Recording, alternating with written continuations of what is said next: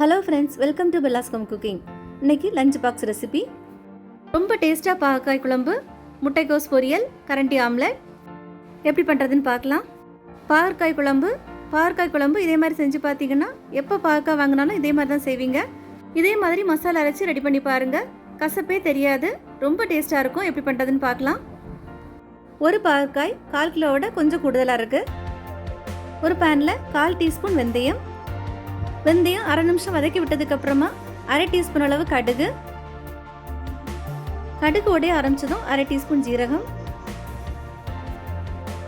வறுபட்டதும் வேறொரு பாத்திரத்துக்கு மாற்றி ஆற வச்சிடலாம். அதே பேனில் கொஞ்சமாக எண்ணெய், ஒரு பெரிய வெங்காயம் ரஃபாக கட் பண்ணது. வெங்காயம் வதங்கியிருக்கு, ஆறட்டும். வறுத்து வச்சுருந்த மசாலா பவுடர் பண்ணிட்டு வந்துடலாம். பவுடர் பண்ணதுக்கப்புறமா நம்ம வதக்கி ஆற வச்சுருந்த வெங்காயம்,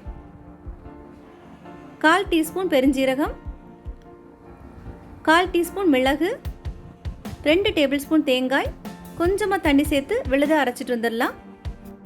இந்த மசாலா தான் குழம்புக்கு சுவையை கொடுக்க போகுது. ஒரு மண் சட்டியில் தேவையான அளவு நல்லெண்ணெய், இங்கே எந்த எண்ணெய் வேணாலும் பயன்படுத்திக்கலாம், நல்லெண்ணெய் நல்லாயிருக்கும்.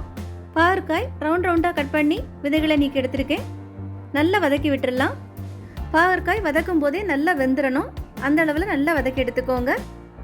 இந்த மாதிரி எண்ணெயில் வதக்கி எடுக்கும்போது டேஸ்ட் ரொம்ப நல்லாயிருக்கும். கசப்பு தன்மையும் ஓரளவு குறைஞ்சிரும். நல்லா வதங்குறதும் எடுத்துடலாம். எண்ணெய் தேவைப்பட்டால் கொஞ்சமாக எண்ணெய் சேர்த்துக்கோங்க. 1 டீஸ்பூன் கடுகு, 1 வரமிளகாய், 1/4 டீஸ்பூன் வெந்தயம், 1/4 டீஸ்பூன் ஜீரகம், கொஞ்சம் கருவேப்பிலை, 1/4 டீஸ்பூன் பெருங்காயத்தூள், 7-8 பல் பூண்டு, 10-12 சின்ன வெங்காயம். நல்லா வதங்கி வர வரைக்கும் வதக்கி விட்டுக்கோங்க. நல்லா வதங்கினதும் 2 அல்லது 3 தக்காளி, பெரிய தக்காளியாக இருந்தால் 2, சின்ன தக்காளியாக இருந்தால் 3 எடுத்துக்கோங்க. நல்லா வதக்கி விட்டுக்கலாம். தக்காளி அதிகமாக சேர்த்து பண்ணும்போது இந்த குழம்புக்கு டேஸ்ட் ரொம்ப நல்லாயிருக்கும். காரத்துக்கேற்ப மிளகாய்த்தூள், 1 டேபிள் ஸ்பூன் காஷ்மீரி மிளகாய்த்தூள், 1/2 டேபிள் ஸ்பூன் சாதாரண காரமான மிளகாய்த்தூள், 1 டேபிள் ஸ்பூன் மல்லித்தூள். நல்லா வதக்கி விட்டுக்கலாம். தீயை ரொம்ப குறைவாக வச்சு வதக்கி விட்டுக்கோங்க. சின்ன லெமன் சைஸ் புளி தண்ணியில் கரைச்சி வச்சுருந்தேன், அதில் சேர்த்துடலாம். நம்ம அரைச்சி வச்சுருந்த மசாலா, ஜார் அலசி தேவையான அளவு தண்ணி, குழம்புக்கு தண்ணி எவ்வளோ தேவையோ அவ்வளோ சேர்த்துக்கோங்க. தேவையான அளவு கல்லுப்பு. ஒரு வாட்டி நல்லா கலந்து விட்டதுக்கப்புறமா மிதமான தீயில் மூடி வச்சு 2லேருந்து 3 நிமிஷம் வரைக்கும் கொதிக்கட்டும். 3 நிமிஷம் ஆயிருக்கு, திறந்து பார்த்துடலாம். இனி இதில் நம்ம வதக்கி வச்சுருந்த பாவக்காயை சேர்த்துடலாம். திரும்ப மூடி வச்சு 3லேருந்து 4 நிமிஷம் வேகட்டும். 4-5 நிமிஷம் ஆயிருக்கு, எண்ணெய் எல்லாம் தெளிஞ்சு வந்திருக்கு. கசப்பு புளிப்பு காரத்தை பேலன்ஸ் பண்ணுறதுக்காக நாட்டு சர்க்கரை அல்லது மண்டை வெல்லம் சேர்த்துக்கோங்க. நான் 1/2 டீஸ்பூன் சேர்த்துருக்கேன்.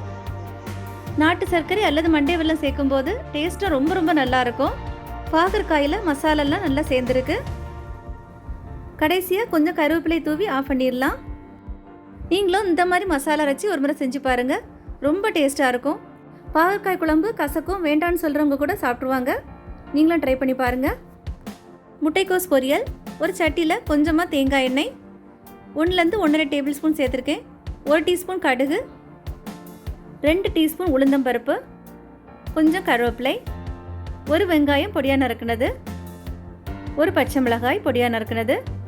ரொம்ப வதங்க வேண்டிய தேவையில்லை, லேசாக வதங்கினா போதும். 1 பீஸ் முட்டைக்கோஸ் 3 கப் அளவில் இருக்குது.